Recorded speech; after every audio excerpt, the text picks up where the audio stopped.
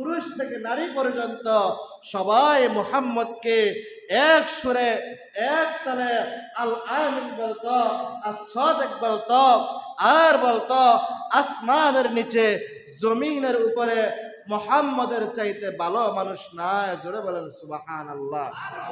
কিন্তু মুহাম্মদ যখন এই বাতিলের বিরুদ্ধে অগ্নিজরা বক্তব্য দেয়, বাতিলের বিরুদ্ধে কথা বলে, হক হকিয়তের উপরে কথা বলে, তখন আর মুহাম্মদ ভালো না, তখন আর মসজিদের ইমাম সাহেব ভালো না, মাদ্রাসার মুহতামিম সাহেব ভালো না।